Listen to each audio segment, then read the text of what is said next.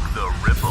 Rock the Ripple. The Rock the Ripple podcast with Nereeda McInnes. Let's do this. Hello and welcome to another episode of the Rock the Ripple podcast. I'm your host, Nereeda McInnes. It is so awesome to be here with you as always. And today is another very exciting day because I am joined by another very special guest. He is a geologist, a researcher, an explorer of all that we are and more, sharing his findings and evidence around artifact Terra, a planet built by advanced races in the distant past, artificial planet theory, hollow earth theory, and the origin of our planet. Hailing all the way from Texas in the USA, he is the one and only Jock Doubleday. Jock, welcome to the show. Well, thank you very much. It's a great pleasure to be here. It's so great to be here with you, Jock. I think we connected a little while ago and you have been sharing lots of cool stuff around the place. Now, before we dive into all of that stuff, I really want to know a little bit more about you. Who is Jock Doubleday for those who have never met you? Well, you mentioned that I'm a geologist, and really I would say I'm an amateur geologist and amateur archaeologist, just a guy who always loved rocks, who always loved getting out in nature, just like most of us do. And so I didn't know when I was a kid, picking up agates and buying a rock polisher and polishing all these beautiful stones that were natural stones. I didn't know that I was going to develop a new theory for the origin of the Earth. That seems kind of like a big project to do, like why would I come up with anything like that? Well, what would be the impetus to do that? Well, the reason that a playwright and a screenwriter, which is what I am, came up with a new theory for the origin of the Earth is that I went to spend time in the Bosnian Pyramid Complex in 2011.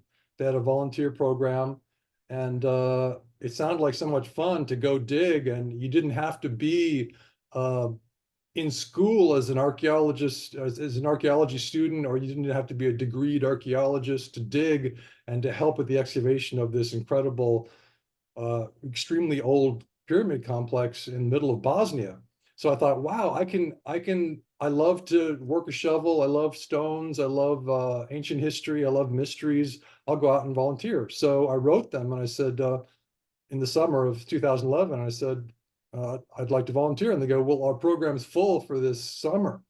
And I said, well, I'm going to come out. Just typed, I'm coming out. See you soon. Because I figured that, well, if I show up there, they'll say, okay, you can lend a hand. I mean, so I showed up and Samir said, okay, well, you've had experience with your nonprofit organization. I had a health nonprofit that I had run for a while, several years. And he said, okay, why don't you organize a scientific conference while you're here as a volunteer? Instead of digging, you can help me on another level. And I said, great, I'd love to do that. So I did that. And I also dug because I like to work a shovel. And that was fun. It was 3 months of great fun with the volunteers in Bosnia. And then I kept in touch with Samir over the next couple of years and wrote articles on the Bosnian Pyramid Complex, ancient history, sent him the articles. He was really happy about that because he's trying to push information about the Bosnian pyramids out to the public because it's getting suppressed by academia because they don't believe that there are pyramids in Bosnia. And they're really upset about this changing of history that this complex does. So it's pushing building, sophisticated building back several thousand years. So go back to Tepe is 12,000 years ago, and this is 34,000 years ago. So you can imagine that academia is a little bit up in arms. Instead of embracing it as amazing, they're like, how dare you, we're going to censor everything from Bosnia from now on. So Archaeology Magazine censored every archaeological discovery from Bosnia since 2015 or 2016. It's a total moratorium on Bosnian archaeology to punish Samir for discovering pyramids in Bosnia. It's just total nonsense on the part of academia. Wow. So I went out there in 2014, 3 years later, and because Samir needed a videographer, and he said, why don't you come out and do some videography for the foundation. And so I did, and made some short scientific videos for the foundation that summer 2014, and then I stayed on, and I just stayed in Bosnia, and it became, I think it was month 17, 17 months straight I'd been there, 17 months total with the volunteer months that I'd been there. And I began to wonder where the foundations of the pyramids in Visoka, Bosnia were. Because the pyramids, the largest documented pyramid in the world, Bosnian Pyramid of the Sun, goes down toward the Foinica River. And then there's this little town, Visoko, and then there's the river. So people thought, oh, the pyramid probably starts on the other side of the town, not where the river is, but on the other side of town somewhere. That's probably where it starts. That's the foundation. Well, I thought, what if the foundation is the riverbed itself? Because when you look at a topographical map, you see that the eastern side of the Bosnian Pyramid of the Sun, as it's going down toward the Foinica River, it just keeps going. It's exactly the same angle all the way to the river. And I'm like, So I went into the river that day. It was August 5th, 2015. And I'm getting tingles right now thinking about it, because it was built in exactly the same way. The riverbed, the banks of the riverbed were built in the same way that the pyramids there are built. The pyramids in Bosnia are built in a different way from the pyramids on the Giza Plateau, in Central America and South America. They're less brittle. They're more part of the landscape. They're integral parts of the landscape. And that's why they weren't discovered until 2005, because they just look like hills, you know. They're built with alternating clay, soft clay, and hard clay layers. So there's the soft earthquake mitigating clay, and it might be only a centimeter, or it might be 3 meters, depending on where it is on the structure. And then a hard structural layer of a baked clay stone, one baked clay stone sat next to another baked clay stone, sat next to another baked clay stone, and that layer of clay stones is inclined into the face of the structure. So if you're facing the structure, it's like you can kind of, instead of being flat like we would do with bricks, they're sort of weighted inward toward the center of the structure, so you can kind of see under them a little bit. If there's a little bit of erosion, you see under them, because they're all, so that in an earthquake, the structure is soft because of the soft earthquake mitigating layers, and the hard layers literally wedge in stronger toward the center of the structure. So if there's movement, it's wedging in, getting stronger with an earthquake. So the ancients who built these structures are geniuses. And they're way stronger than the brittle structures that we see, that we call the normal pyramids that we think of around the globe, that are blocks set on blocks, that don't have the soft earthquake mitigating layers. Now, I'm just going to cut to the punchline, because there's a lot more stuff I could tell you. But after I came back to America, I started exploring riverbeds. I'm leaving out a lot of stuff, but I went on an exploration through many countries in Eastern Europe and then South Africa with Michael Tellinger, and I found I was using the education that I'd gotten, the training I'd gotten in the Bosnian Pyramid Complex, to find building in what other people would call natural hills on different continents. So on Eurasia, it was in Serbia and Croatia that I explored, and then I went down to work with Michael Tellinger as a videographer. And I noticed that the same inclination of the structures of the layers of the hills in Waterval Boven, where Michael's compound was, the same inclination toward the center of the structure was how the hills were built there. And I was like, these are built too. Now this is weird. This is weird to find. And then when I came back to, I didn't want to really find this. I was looking for it because I wondered how far the building went. Because once you find a built riverbed, you go, how far does this riverbed go that's built? Where does it become natural again? And I couldn't find an end to the building. So I explored the riverbed for miles and miles and miles, and I couldn't find an end to it. And I was like, are all these hills on the side of the riverbed built?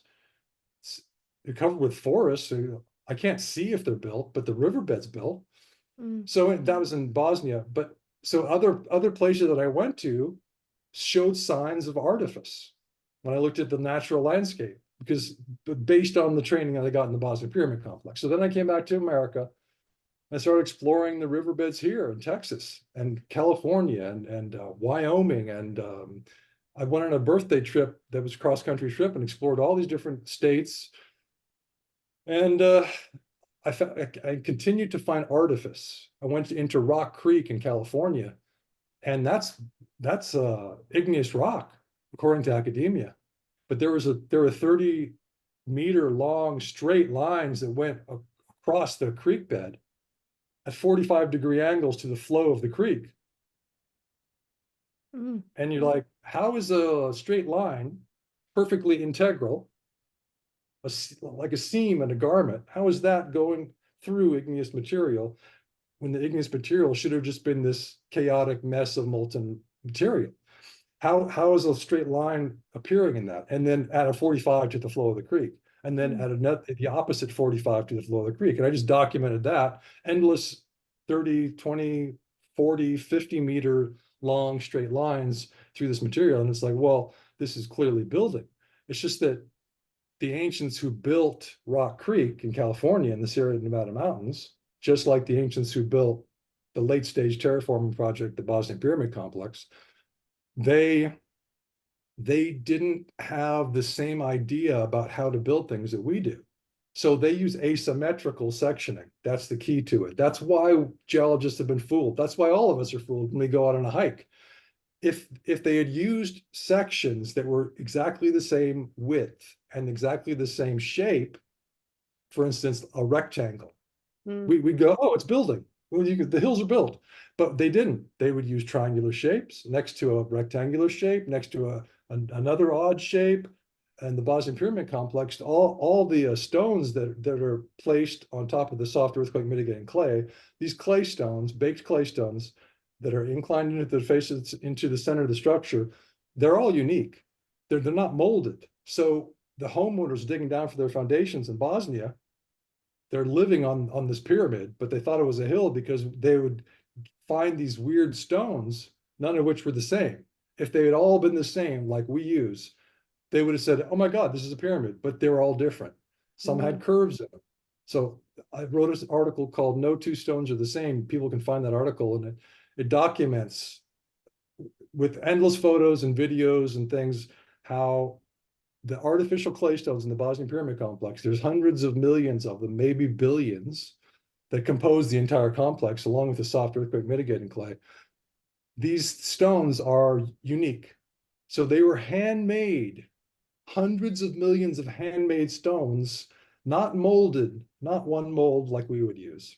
And so you're like, well, that's a big project. Who did that? Well, we don't know who did it, because there's only supposed to have been tribes throwing spears and gathering berries back then in 34,000 years ago. There wasn't supposed to be an advanced culture there. So academia goes, it's impossible. They just won't look at it. They won't look at the Bosnian Pyramid Complex because they go, it was just tribes, man. It can't be that old. And the building is weird. They won't come out and see it. They just assume that it's nonsense. So anyway. So I'll be quiet now because I've been talking for probably 15 minutes straight.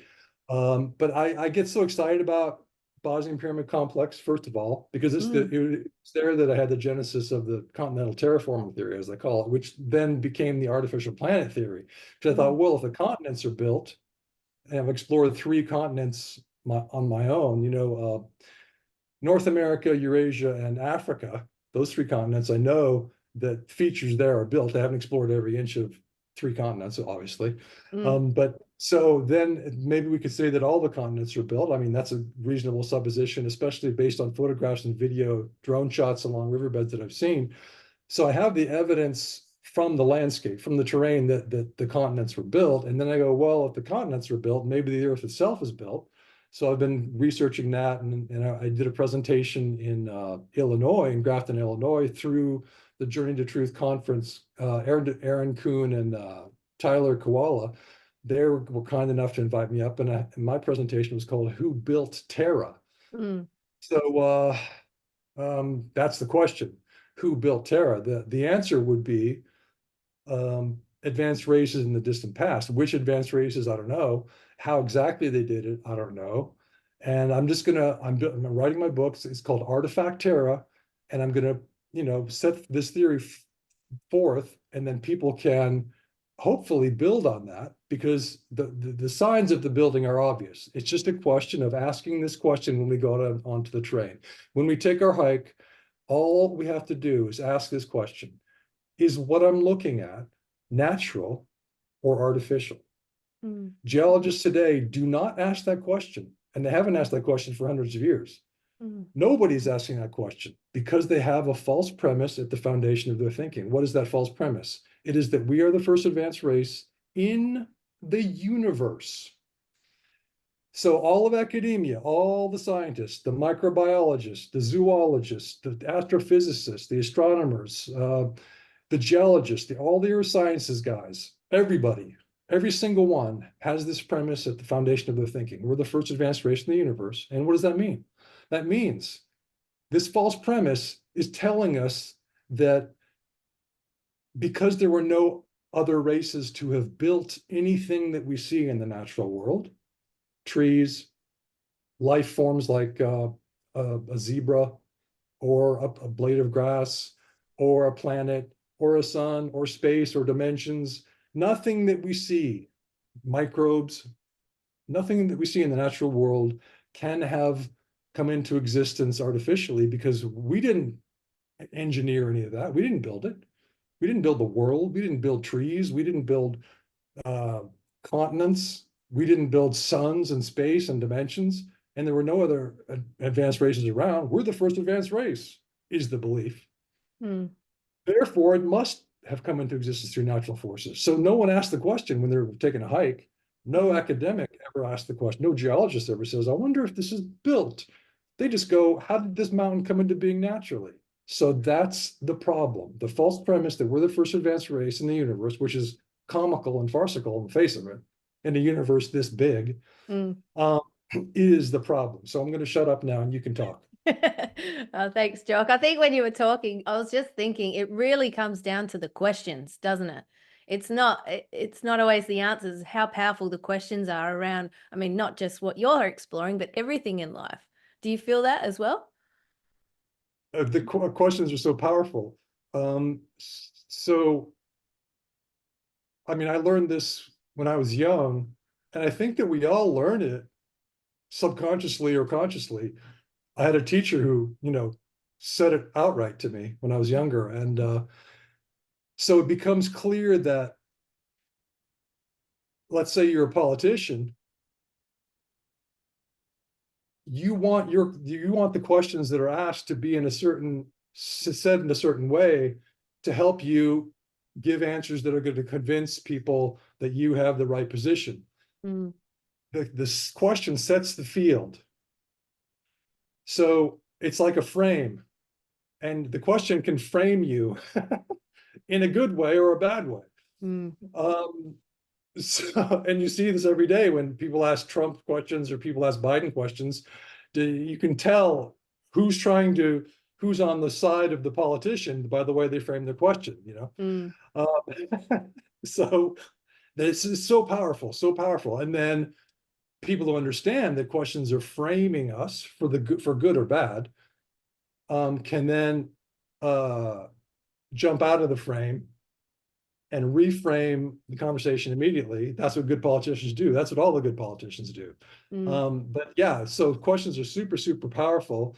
I think the more simple and fundamental a question is, the more powerful it is. So instead of asking some technical question, when geologists go out on the terrain, I would suggest that they ask the most basic foundational fundamental question: is what I'm looking at natural or artificial?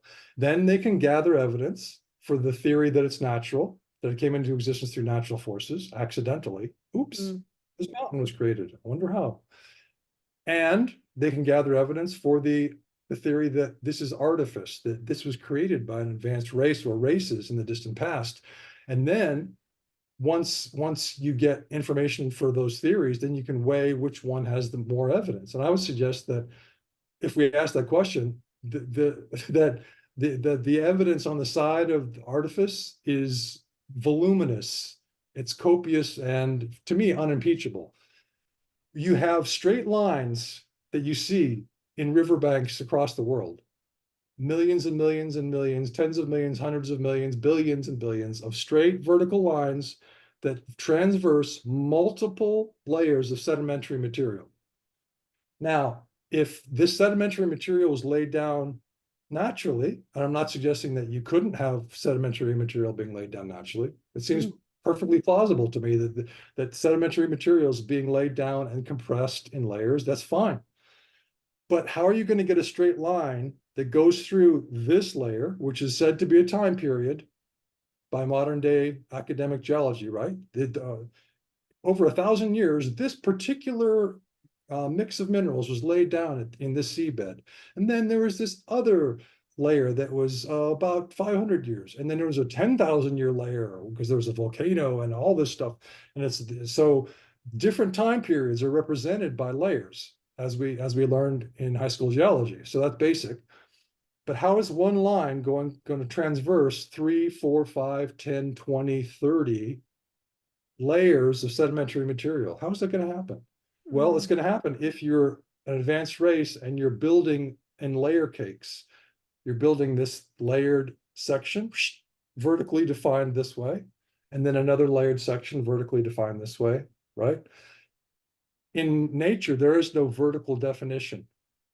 In igneous rock, you're not going to find it. You're not going to find any kind of straight lines in igneous rock.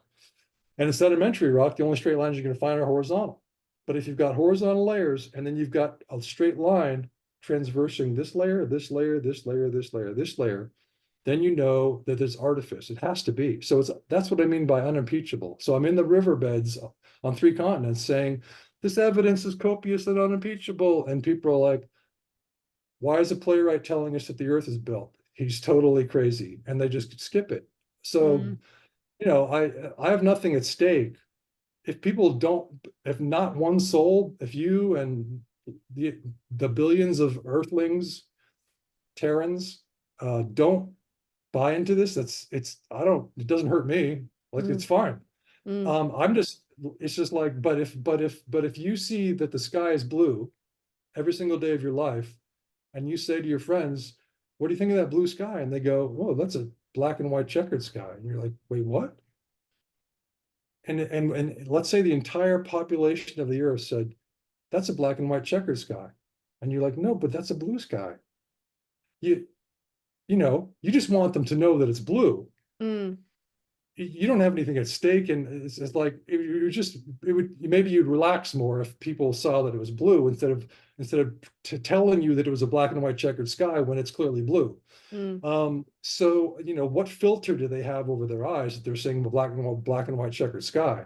So what filter do people have over their eyes when they're seeing, this is a good segue. Okay. Because the key is that belief is the filter. Our training, our indoctrination, our education, really indoctrination, is the filter that's over our eyes. It's like glasses that are forcing us to see something different. So when we go on a hike, we've got the glasses of belief. And the belief is that what we're looking at is natural.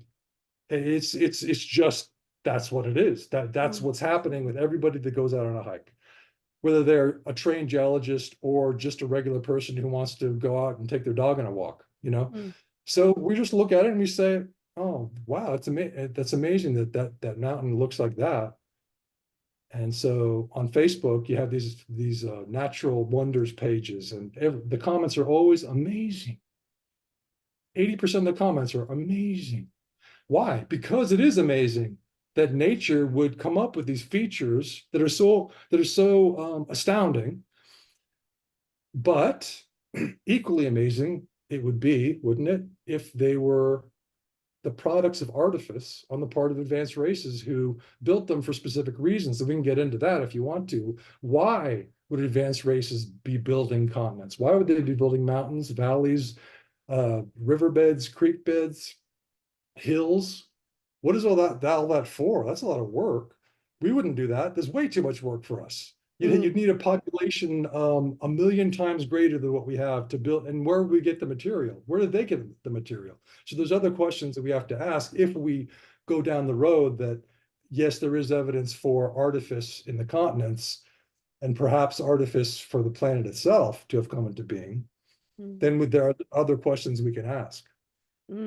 When you're talking about all this, like my brain is just thinking about all what different people say, and like we talk about the resets and different times, Lemuria, Atlantis, all that sort of stuff as well. Like, are these distant people actually, or beings actually us from another time? Like, there's so many different ways and to look at it, and so many different stories that come into play. Do you find yourself exploring that too? Like, there's Tartaria, there's that as well. There's so many things to pull from to kind of get that information through. What does that bring up for you, Jock? Right. Well, the first title of my book, Artifact Terra, was Who Built the Earth? Because to me, that was the question. It also puts it in line with the book, Who Built the Moon? So I thought, well, as homage to that amazing book that shows that the moon is an artificial object, without any doubt, Who Built the Earth would be the next title. But then I thought, over time, I thought I'm going to change it to Artifact Terra. But the question really is who and when and how did they get the material? So who, when, how did they get the material? So we figured out, based on Nikola Tesla's work, amazingly, and he's been discarded by academia, by the way. People should know that. Yeah. They're trying to get rid of the smartest scientist ever to have lived, and they've done pretty good. They've done a pretty good job. No, he's not mentioned in academia. The smartest scientist ever to have lived, way smarter than Einstein, is not mentioned in academia. He's poo-pooed, he's ridiculed, he's ostracized. What? Really? Oh, okay. So he said in his article on July 6th, 1930, it's called Man's Greatest Achievement.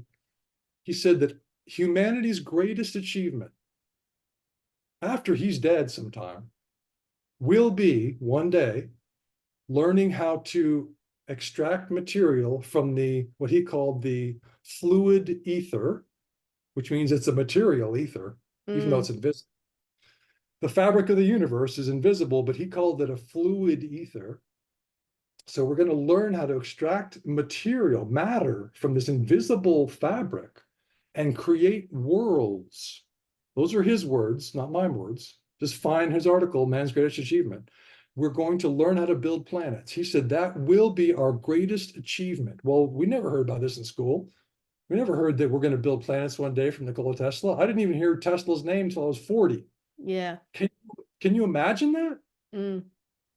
Einstein, Edison all day, Edison all day, Edison all day, Edison all day. Well, if you research Edison, you'll find some stuff that's not that pretty.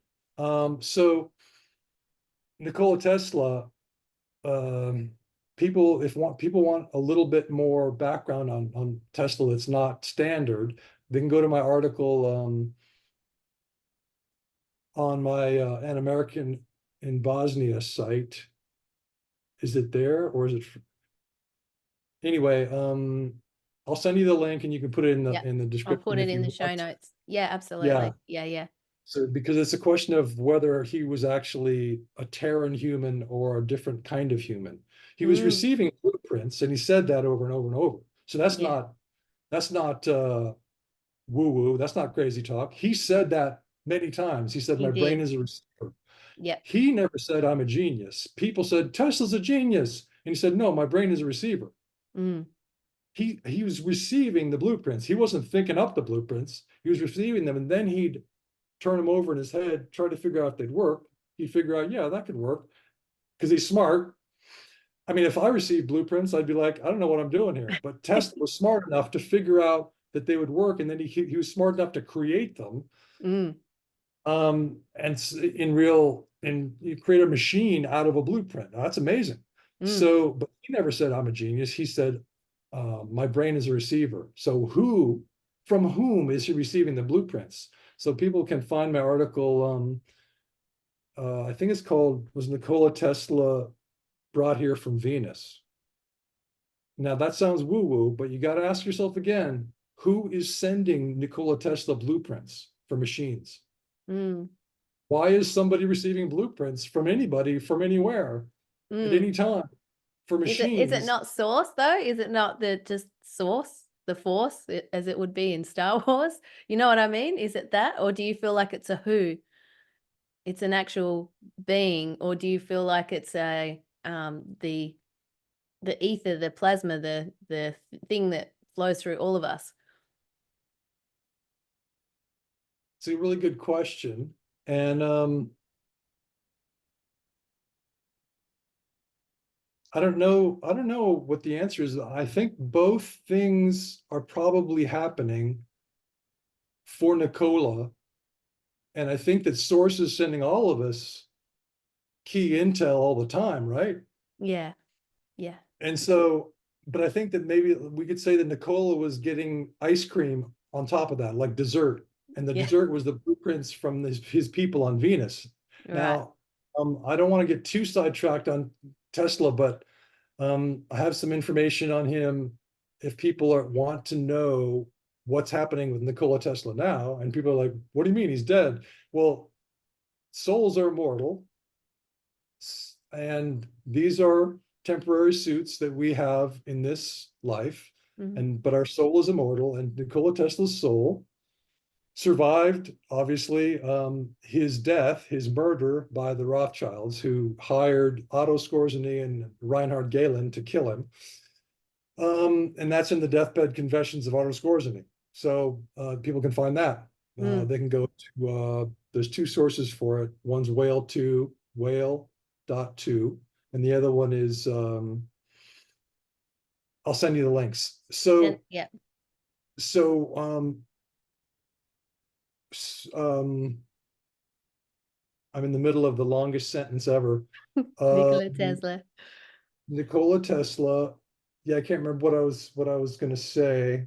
The information coming through the blueprints. Right. We'll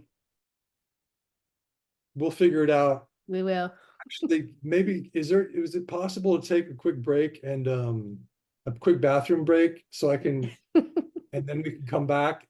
I'll allow it. Yeah, absolutely. I'll cut it straight back in. No one will miss a beat. Yeah. We're back. Okay. We're back. Okay, so Nikola Tesla's immortal soul has another incarnation now, according to Vanessa Lyle, who is a medium who I've had 12 or 13 readings with over the last 3 years. And she says she asked her guide, her Pleiadian guide, Raina, what's happening with Nikola Tesla? And she said, well, Raina told Vanessa, who told me, that he is back with his family on Venus. He's happy. He's working as he was in human form, Terran human form here.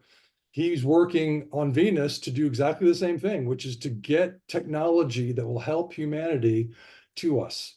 So he's doing that on Venus instead of in a Terran suit, Terran human suit. So he's doing fine. He's happy. Instead of being persecuted and marginalized like he was here, we treated him like a dog, basically. And the bankers just hated him, and they made his life really hard. He's back with his family and happy, so that's good. Now, the reason we're talking about Nikola Tesla is because we had mentioned that we'd said who built the planet. That's a question we could ask if we entertain the idea that could happen, that there could be an artificial planet. Who built it, when, and where they get the material? Well, Nikola Tesla said in his article, Man's Greatest Achievement, July 6, 1930, that we would learn how to extract material from the ether. Now, if we're going to learn how to extract material from the fluid ether, as he calls it, then advanced races who've been around a lot longer than we have, in fact, you wouldn't even call us one of the advanced races. We're like babies compared to the truly advanced races in the universe. We're not an advanced race at all. We're on our way one day. But so these advanced races who have been around for millions of years, developing technology, just as we will for millions of years on, we'll develop amazing technologies too. They've been doing it for a lot longer than we have, so they have an advantage. So they're going to have developed planet building technology millions of years ago, billions of years ago, and it'll be building a planet will be to advanced races child's play. So it's not, and this is let's say that Terra is the last planet they built. If we believe that planets can be built and that advanced races exist, all this hangs together logically if we take those as suppositions. But Terra might have been their last planet that they built. I mean, maybe they've built a million planets since then. I don't know, but maybe this was the last one. But obviously, what I'm trying to say is that Terra, the building of Terra, was a project that was not the advanced race's last first rodeo. You know how they say if you're a novice, if you're a beginner, it's your first rodeo. Well, if you've been around a while, it's not your first rodeo. So that's the maxim. That means that they're going to be extremely sophisticated in what they're doing. They're going to be really meticulous. They're going to be extremely skilled. They're going to be artisans. They're going to be playing with the material. They're going to be having fun building a planet. I mean, wouldn't you love to build a planet? I mean, people have terrariums that they build, and they're like, hey, look at this little ecosystem I built. Imagine doing that on a planetary scale. Cheers. Yes. Oh, so many questions. So big. And I mean, that's the thing. Like, to me, like, it blows my mind. And I know that there's just, I mean, we live in a realm of infinite possibility. So everything has to be possible. How can it not? And if we think of it, like, if there's a question, then there's an answer. So there has to be that back and forth. That's the universal law, like, if there's a question, there's an answer. Like, yeah. So there's got to be an answer to the question that you're posing. And then, I mean, the mind boggles, really, to me. Do you feel that? Or do you just, I mean, I can tell how passionate and excited you get about this. And there's so much there. I don't even know where to go with this. That's the thing. Like, and you talk about hollow earth theory as well. And how does that play into it as well? Because I've always been fascinated about that too. Right. Well, this is cool. Because the artificial planet theory, which people can dismiss out of hand if they want to. Like I said, I have no stake in it. Yeah. You can believe it or not, it doesn't matter to me. Yeah. What people do at all. I mean, I'm just telling you that I'm excited to have found evidence of an artificial planet. Does that mean that the planet is artificial? No. Does Nikola Tesla mean saying that one day our greatest achievement is going to be to build planets by extracting material from the fluid invisible ether? Does that mean that our planet is built just because Tesla said that? No, it doesn't mean that. But we have all this sort of mounting evidence that's pushing us toward, to me, is leading us toward this idea that maybe our planet is built. So I'm just putting this out there as a theory that's an evidence-based theory. Now, there's a lot of theories with evidence behind them that aren't necessarily true. There's a lot of competing theories that all have evidence, but it's just a question of which one's right. So I'm not saying I'm right and everybody's wrong. I'm just saying there's a bunch of evidence for this. I believe that the evidence points to this. So I fully believe that the planet was built, but if no one else believes that, it's totally fine. As for the infinite possibilities of the universe, it is astounding that we have spent our entire lives trapped in a thought control matrix. And so that's one thing that's astounding, because we most of us didn't know that we were in a thought control matrix until recently. And two, that we are breaking out of it. And I think the artificial planet theory, based on the idea that we are not the first advanced race, but that other advanced races have existed and have developed high technology to build planets, that will help us. That will be like another crack in the matrix, another way to escape, another ladder out. There's lots of ladders out, lots of political events that make us go, wait, what? And we start to climb out of the matrix. We go down a rabbit hole, and we're like, oh, and then we're climbing out of the matrix, and people are making their way out slowly. And pretty soon we're going to be free of this weird thought control system that has been instituted and implemented and enforced by really nefarious folks, and the folks are not necessarily all human. So we don't have to go down that rabbit hole, but so that's amazing. So we've been living in a matrix, thought control matrix, and we're escaping the thought control matrix toward what you call the infinite possibilities. So this is fantastic, you know? Yeah. Yeah. And so, I mean, with the infinite possibilities, I mean, I love that you said that actually, because there are so many different ways to, uh, uh, and when you say escape the matrix, it's more just recognizing more of who you are, because you're coming back to that. That's sort of how I see it, because it's sort of just unlocking and removing the layers that were the patterns, the indoctrination and all that sort of stuff. So you're just peeling back all of that sort of stuff. Do you feel that as well? Well, it's a really good point,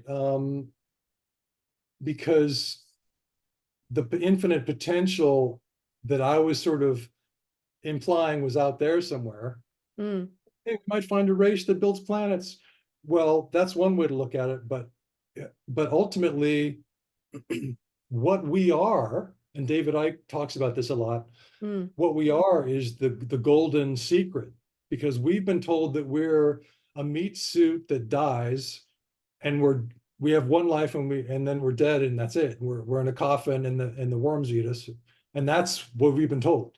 mm, So that's a weird, sad, depressing way to look at life. But if we begin to understand that, according to the advanced races, and we have the intel from them, from the insiders in the secret space program, whose testimonials corroborate each other on key points. So mm, we have this incredible net of evidence from really courageous people who said, I'm going to tell people about the secret space program, even though I might get killed for doing it, because it's the highly secret program. yeah. Based on this evidence that the secret space program insiders told us, we have the knowledge from the advanced races who told the insiders this knowledge, that we are immortal souls. Now, if we're immortal souls, then we're not just what we think we are. So then that's amazing. That takes the weight off. If we know that when we die, we don't really die, then we don't need to fear death. So we're putting all this energy into fearing death all day long, even though we don't realize it. It's all subconscious. We're all treading on eggshells, walking on eggshells, trying not to die. When if we understand that we're immortal souls, and this is a play, it's a drama, it's theater. It's a way for us to experience another kind of life here on Terra, and we chose this. So all of these things coming together, it makes things so much better. We can relax for the first time. Maybe. I mean, we can relax more than we were, right? Because because everybody's living in fear, and then everyone's living in sadness because someone died. My wife died, my husband died, my child died. Did they really die? They're still there. They're a geometrical, energetic pattern, the soul that survives any kind of physical incarnation. And this is what we learn from the advanced races that exist, that academia tells us do not exist. Academia needs to keep a lid on a lot of things. One is that advanced races exist. Another is that we live in a universe of infinite time. So they give us the Big Bang Theory. This is crucial to the academic control system. The Big Bang Theory, which gives us a young universe, 13.8 billion years is nothing compared to the trillions and trillions of years that the universe has been around. Who knows how long? But as far as our real science is concerned, the universe has been here forever. In other words, real science has not found a beginning to the universe. Academic science, which is not real science, it's just a fairy tale, bunch of nonsense, says that the beginning of the universe was found at 13.8 billion years ago. It's total, utter nonsense. It's total fucking bullshit. Okay, so anybody who believes in the Big Bang Theory read any of the books that I have, like so many books right here, but they're all under some Shakespeare books. So I can't pull them out really easily right now. But anyway, I have tons of books on this written by people outside of academia. The Big Bang Never Happened by Eric Lerner. Hilton Radcliffe wrote a book called the Expanding Universe. No, not the Expanding Universe, the Static Universe. The Static Universe, which is the model that's opposed to the expanding Big Bang universe. So Hilton Radcliffe, Halton Arp wrote a book called Seeing Red. He was an astronomer that was excommunicated for finding evidence that the Big Bang was nonsense. And they're like, okay, well, you don't get telescope time anymore. Wait, what? So I went into this in my presentation in Grafton, Illinois, May 25th, 2023, Journey to Truth Conference, Who Built Terra. I spent probably 40 minutes on the Big Bang. I'm a playwright talking about the Big Bang. It's not that easy for me because my mind doesn't go that way, but I had to do it because the young universe theory, which the Big Bang gives us, is like this brick in front of our eyes that's keeping us from seeing the truth. The Big Bang young universe theory is just like blinding us from the truth, to quote the Matrix movie. The young universe tells us that we are plausibly the first advanced race, because it's only been a few billion years since the beginning of the universe. So we could plausibly imagine that we're the first race to accidentally, happily, oopsie, we became conscious, unlike the other animals who are not quite on our level. We're self-aware. And if we're self-aware, we're self-conscious, that means that we know that we have a future. That means that we're going to develop technology to plan for our future. And we're going to start landscaping and building canals and doing agriculture, planting trees, and making cities, because we know we're alive. And that's another level of consciousness above the animals. And so we're supposed to believe that we are the first advanced race, the first self-conscious, self-aware, and therefore technologically advanced race in the universe. That's what academia wants us to believe. And they say, because, and this makes sense because we're in a young universe. It's only 13.8 billion years. Well, that's the problem. The Big Bang young universe theory is the problem because people believe it. They just gaslight us with, yeah, I mean, the first time we heard it 50 years ago, before you were born, probably. I'll say yes, before you were born. First time I heard it is I said, oh, that's crazy. And the second time I heard it, that's crazy. The universe came from nothing. It just exploded out of nothing. And everything came from nothing. That's just total insanity. It's total nonsense. But you see, if the university professors keep gaslighting us by saying it over and over and over, yes, students, the universe came from nothing. And they just keep saying it. And they're very prestigious men with these degrees. And you're like, well, I guess the universe came from nothing. After about 10 years, you're like, well, yeah, Big Bang. So they just gaslight us with repetition. And so everyone understood the first time they heard it, that it was total nonsense and bullshit. It's total utter nonsense. And you still see Michio Kaku stumping for the Big Bang Theory. And he's talking in one video about different kinds of nothing. He has to figure out a way to explain how everything came from nothing. So he's going, well, I guess I should do a video saying that there's different kinds of nothing. One kind of nothing is really nothing, where there's nothing. But then the other kind of nothing is where you can get a universe from it. And it's like, shut up.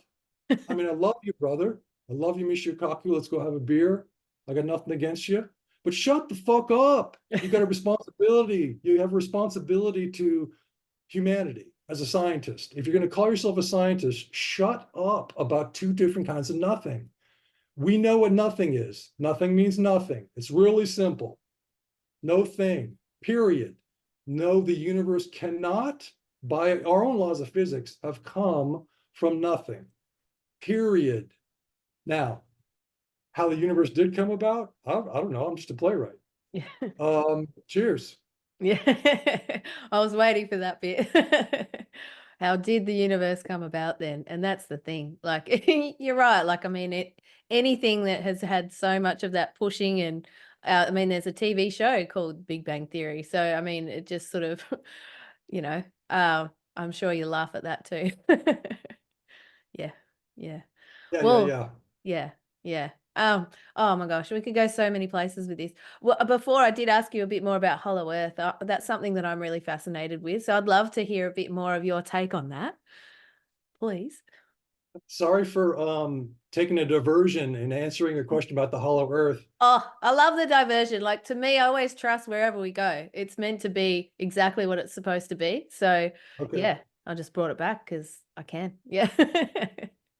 I never thought I'd end up yelling at Michio Kaku at the top of my lungs on a podcast. I guess I have some repressed anger. Yeah. But anyway, I mean, I'm a writer, so I don't really get a chance to talk to anybody except my mom. It's just me and my mom here in Texas. And so I don't talk to many people. So when I get a chance to talk to you or Mhm. some other podcast host or whatever, then I'm just like blah, blah, blah, blah, blah, blah. You know how it is? You just Yeah. start talking. Yeah. Um, Love it. I'm excited. I'm like, I got all this stuff I haven't told anyone for a long time. So you can always interrupt me and just tell me to shut up. I'm telling Michio Kaku to shut up. You can just say, shut up, Jock. Let me ask you a question or let me say something. Oh, I will. Don't worry about that. Don't worry about that. I'm just loving where you're going. So it's just awesome hearing all your wisdom coming through, Jock. So just go for it. Well, I want people to know that I do see the comedy of a playwright telling Michio Kaku and Neil deGrasse Tyson, who are very smart people, all about the Big Bang. So I do see the comedy of that, but I promised you that I would never weigh in on this as a layman unless I had read many, many, many, many, many books on the Big Bang written by really smart scientists who debunk it easily without any problem whatsoever based on the evidence. So these books are evidence-based books. Halton Arp's book, Seeing Red, is genius. Hilton Radcliffe's book, The Static Universe. Eric Lerner, The Big Bang Never Happened. There's some other really good ones. So anyway, to the hollow earth. Now we have a hollow earth that's also an expanding earth. And also, in my opinion, an artificial earth.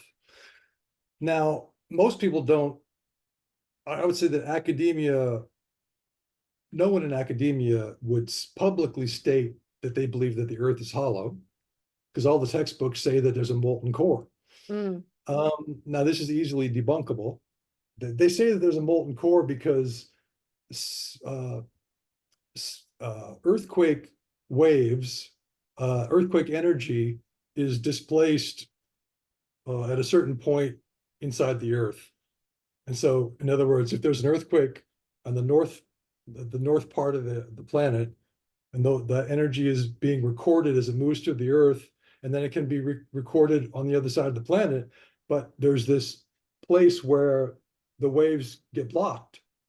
And they go, oh, it's because there's a molten core there, and the molten core is blocking the energy from being recorded on the other side of the planet, the seismographic energy, the seismographic recordings. But the real reason that the waves are displaced and they disappear is because it's a hollow planet. It's not because there's a molten core. It's because there's air there, and the waves don't go through the air.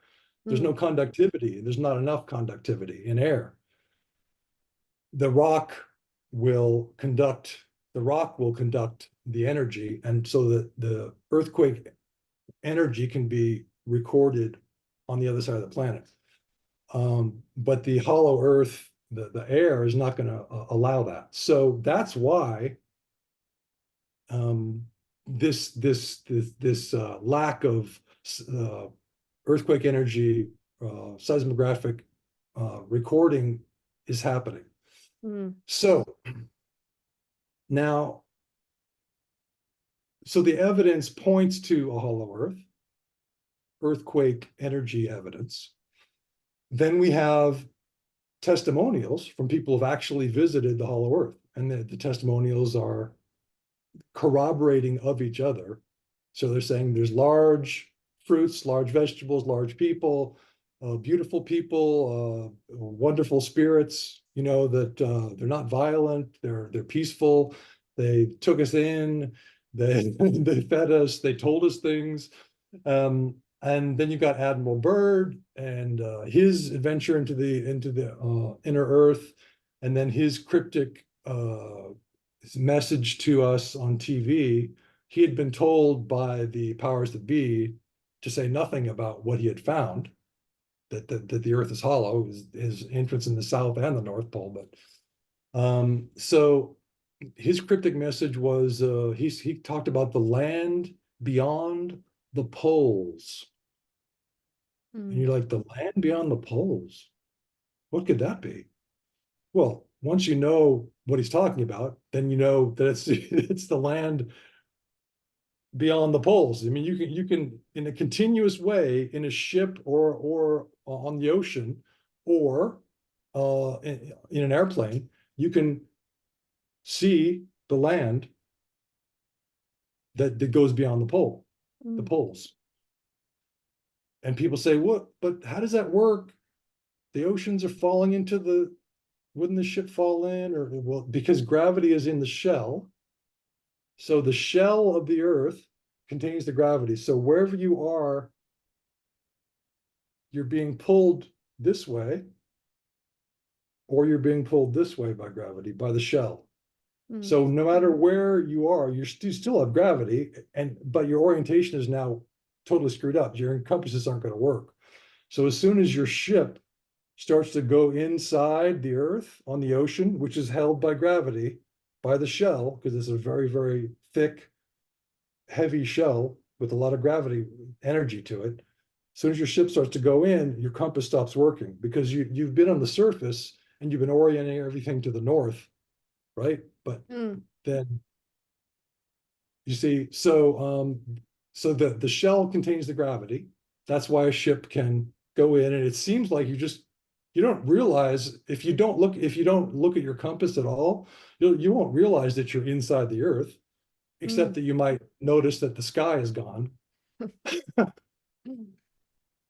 So we got Admiral Byrd's testimonial, then we've got the Smoky God testimonial, and he was put in an insane asylum because he's talking about the inner Earth, and they're like, well, he must be crazy. Oh, well, maybe he's right. And we have other testimonials of people who've been in there. Secret Space Program insiders endlessly talk about the inner Earth, endlessly. And they have they talk about which races are where, which carbon systems have which races. So anyone can find those on Journey to Truth's video interviews with these Secret Space Program insiders. So we have endless testimonials about the hollow Earth, and that we're not the only race on the planet or in the planet. So inside the planet is many different races. So, and technologically advanced races far beyond us. So we're just sort of like in the thought control matrix up here going, hey, we're the kings of the universe. We're the first advanced race. And the people in the inside are like, boy, I hope they don't find out about us because they're barbarians, you know? So, and these red-haired gods, as we called them, who came out as teachers from the inner Earth, told us that they were from the sky so that no one would go seeking them in the inner Earth. They said, we're from the sky, we're your sky brothers. And they're like, oh my gosh, it's amazing. No, they're from the inner Earth, these red-haired teachers.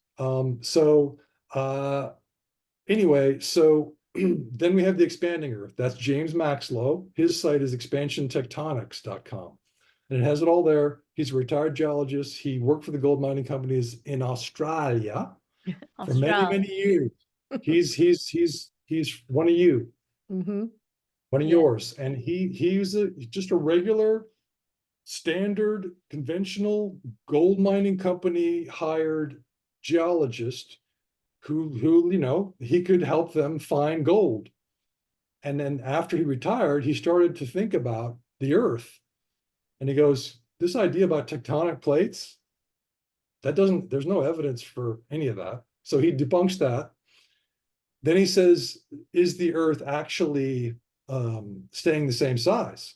Because you see, academia, and I'm not going to go on too much longer about this because I feel like I'm boring the entire world with my endless professorial persona here, but I'm just giving you what I've learned from you know, various really smart people. I'm just a guy who's reading some stuff, you know? So you can take it for what it's worth, you know.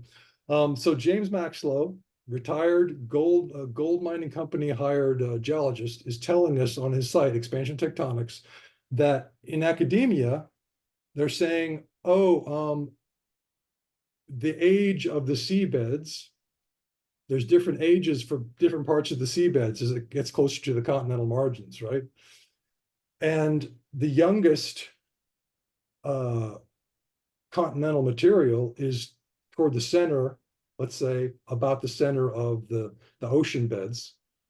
But the oldest material is nowhere near the age of the Earth. In other words, as the volcanic action is spreading the seafloor, and they have this term seafloor spreading in academia, so they already acknowledge that the seafloors are spreading, which is part of the expanding Earth theory, by the way. But they say, oh no, the Earth isn't expanding. As the seafloor spreads, these tectonic plates, let's say on this coastline, here's the coastline, and the seafloor has been pushing apart from the volcanic activity in the center of the ocean. As this seafloor is spreading and hitting the continental margin, it's subducting, let's say, and going under and being recycled.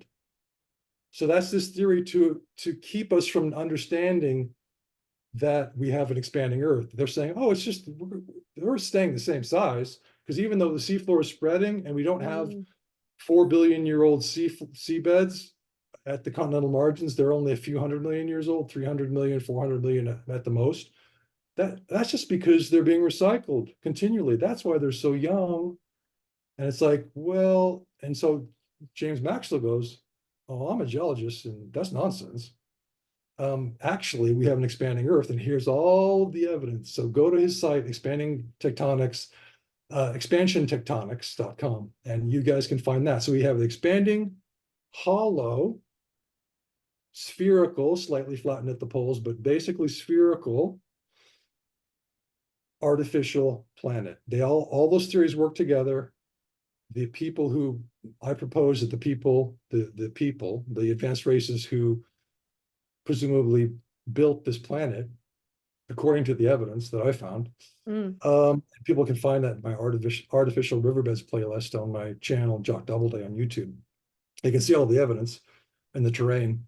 The artificial planet and then the expanding Earth, the artificial planet theory, the expanding Earth theory, and the hollow planet theory all work together beautifully, because the advanced races who created our planet engineered volcanoes in the seabeds. Most volcanoes are under the oceans. Most people don't realize that, but most volcanic activity is in the oceans. And what's happening is, as James Maxwell said, I'm just going to do this one quick thing. It'll take 2 minutes. Go for it. Ionized particles from the sun. Now, what does ionized mean? It just means charged. Charged particles from the sun are coming to our planet and going everywhere, not just our planet, but the ones that hit our planet are embedding in the mantle, and the mantle is directly below the crust. So this is James Maxwell talking, okay? The mantle swells with the 24/7 ionized particles from the sun being stuck in the mantle. And it's just getting bigger all the time, every single day, for millions of years. And as it swells, the crust, which is attached to the mantle directly above it, the crust breaks. And guess what happens? The volcanic engines pour material up, and it expands the seabeds. What we call seabeds because there's water in it. So there might not have been water, but there is. So we call them seabeds. So the crust of the planet is expanding. So that means that the radius and the diameter of the planet are expanding. And James Maxwell proves this. And he's by many different ways of looking at it, by many different measures, he shows that we live on an expanding Earth, and academia just doesn't want to hear it because they're not interested in evidence in academia. So the Earth expands, and as it expands, the crust breaks, volcanic material comes up to fill the break that the swelling mantle created in the crust. So it's all about the ionized particles coming from the sun and sticking in the mantle. But then you have to believe that the people who created this planet, if one believes in that theory, we could just posit, well, what if someone did create the planet? Well, they would be smart enough to know that ionized particles are going to be sticking in the mantle, breaking the crust, and they're going to set up a volcanic engine to fill in those gaps in the crust, so that and then we'll have this expanding Earth, more land mass for an expanding population. Awesome. Perhaps more space in the inner Earth. I'm not really sure how it would work if there's more space in the inner Earth as the Earth is expanding, but it's a really slow expansion. So it's not a dramatic thing, but people should just check out expansiontectonics.com, see what they think. If they want to learn about the Hollow Earth, just go to Journey to Truth podcast on Rumble, or they have a new try on YouTube because their entire channel got taken down in January, so they have to rebuild their entire channel on YouTube. So go there and you can find the Secret Space Program Insiders testimonials talking about the Hollow Earth and all the advanced civilizations in there, and all the people who visited, and all the train systems, and all the beautiful civilizations, and the beautiful people, and the vegetarian diets, and the endless. And for artificial planet theory, my book Artifact Terra is going to come out in a couple of years, and I'll probably just print like 10 of them, because I don't think anyone's going to buy this book from a playwright. Like, why would they? I wouldn't. So I'll probably just print 10 and give 9 to friends, and I'll have 1 on hand so I can say, hey, I made a book, I don't expect anyone to buy it. So it's just I'll just enter it into the historical record. I'll give it to a library or something and be like, yeah, there's some crazy guy with a theory. And that's all I need to do. I don't need to sell a book, So I'm not here to sell a book. I'm just here to talk to you about this idea, and to tell you that there's evidence behind it. There's evidence behind a really old universe, not this young universe nonsense that academia gives us. There's evidence that there's been suppression of knowledge on all levels, in all fields of knowledge, by really nefarious people, and we know who they are. I'm not going to name them. And all of that's engine, and the engine is academia. And then the media also too, but academia is the engine of this suppression. And so we have to stay out of academia and be on the outside, just on the outside. That's fine. We can write our books and do our thing and do our best to promote it, even though we don't have a degree, or maybe we do have a degree. That's fine too. We have a degree from the matrix academia, and then we go, oh, just like James Maxwell, he was an academic guy. And then he broke out of it. He broke out of the matrix, and he said, you know what they're telling us doesn't make any sense. So all we do is we use our discernment, and we use our intuition. Our intuition is going to guide us toward discernment. So we use our intuition, which doesn't seem to have a logical basis, but it really is logical. And that's going to push us toward discernment. So we should use both of those faculties. I'm sorry that I keep talking, but I just you're supposed to on a podcast. You're supposed to talk. Yeah, but I'm just like, I keep feeling like you want to say something, and I just keep babbling, and it's like. No, I love it, Jock. I love it. And I love that you just said that too about intuition and discernment, because for me, that is our biggest gift. One of our biggest gifts is to be able to tap into our intuition and to really follow and trust that. And I think when we, like you've been saying, like we've been, distracted or shown different things that may or may not be quite the story that is the story. And until we can trust in our own intuition, our own guidance, and the messages that we're receiving, we will get sort of pulled in every direction. So we need to be discerning. We need to trust ourselves. And I think that that's the biggest thing for anything that we're exploring, to be able to ask questions, be discerning when we get information brought to us and say, hey, does that feel right for me? Actually, that doesn't feel right for me, like all that sort of stuff. And I think that's so powerful. And that's how we learn and expand. That's how we grow. Otherwise, we're just, like stagnant in it, like a puddle of mud. And we don't want to be that. We came here with some sort of purpose, each of us, I feel. And for all of us to bring the puzzle pieces together, like me listening to you, I'm like, wow, man, you have listened and watched and read so much and done your own research and all that sort of stuff. Like, it's mind blowing to me. And to be able to sit here and hear what you've got to say and what you've learned and what you've brought together and the theory that has, really rung true with you, that's amazing, because I wouldn't have been able to do that. So thank you for being able to share that with us. Well, just so you know, Nereeda, I would never have come up with this if I hadn't just been drawn by intuition to the Bosnian Pyramid Complex and literally spent 17 months before I came up with this idea. I mean, it was 23 months all told, but it was in month 17 that I came up with this idea. I wonder if the riverbed's the foundation for the pyramids. And, when you get into the riverbed, then the riverbanks are pretty, the structure of the riverbanks is really clear. Whereas the pyramid itself, there's tons of foliage on it, but the water takes out the foliage in the river. So you can see the structure and you go, oh my gosh, it's obvious. So my intuition led me to Bosnia, but my logic took 17 months to figure out, to even ask the question, what if the riverbed's the foundation for the pyramids? If I hadn't been there for 17 months, I would never be talking to you today. I'd be just, writing plays. Yeah. So it just happened that I was there for a ridiculously long time. I mean, what amateur archaeologist would spend 23 months in one place to do some archaeological work? It makes no sense. But I look back on it and go, what was I doing? I don't know. But my intuition kept me there. I was drawn to it. The mysteries were so great. And I was like, oh, I got to be here. I don't understand any of this. And how do we make sense of this? And I want to be a part of it. It was so exciting, so my intuition kept me there.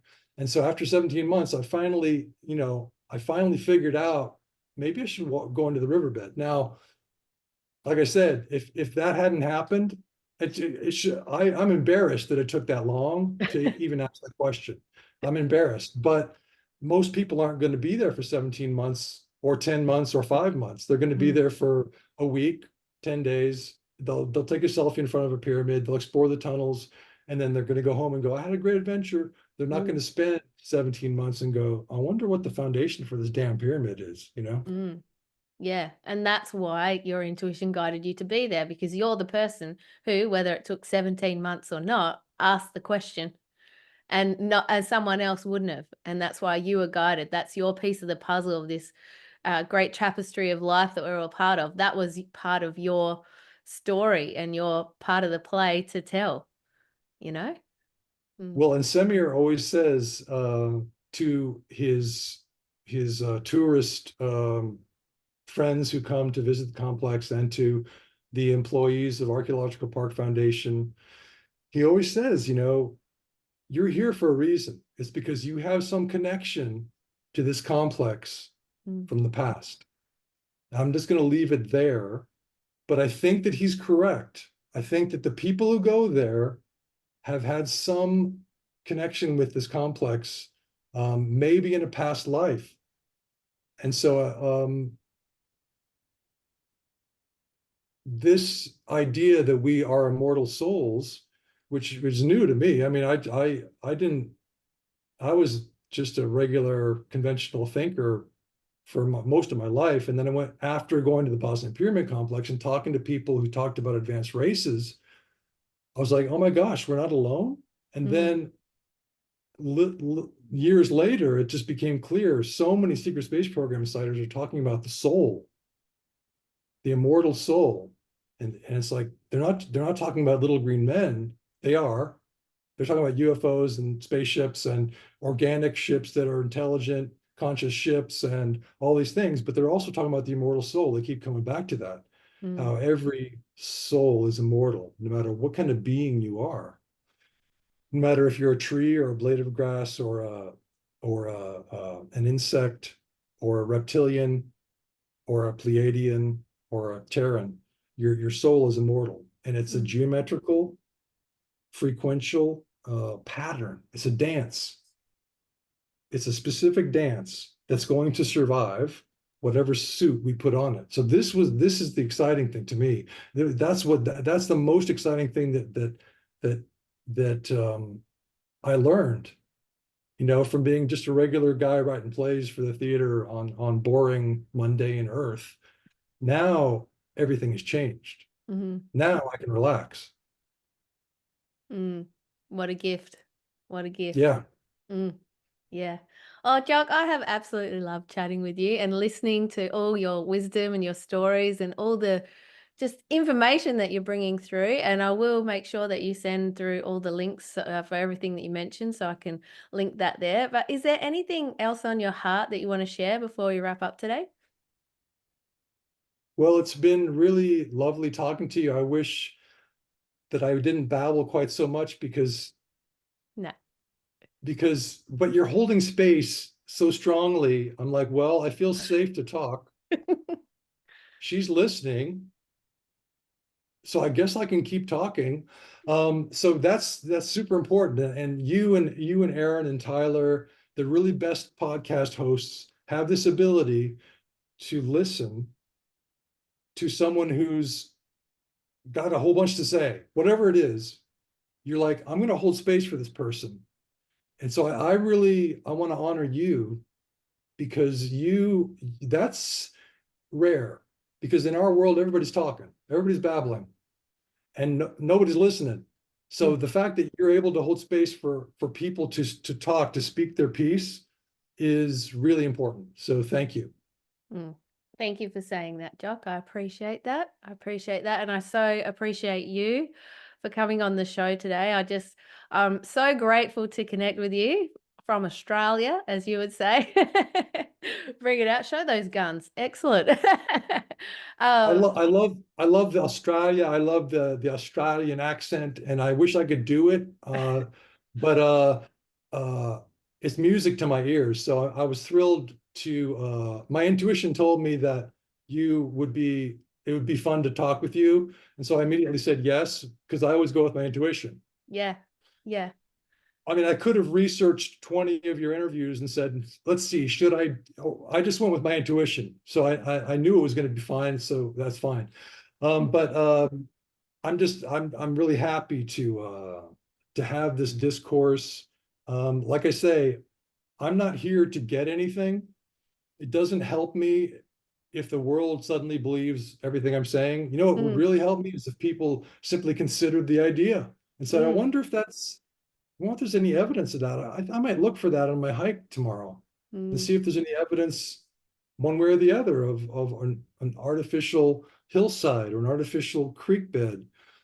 That would make me happy. If people were simply inspired to ask the question on their hike, is what I'm looking at natural or artificial? That would really make me happy. I don't want you to buy my book.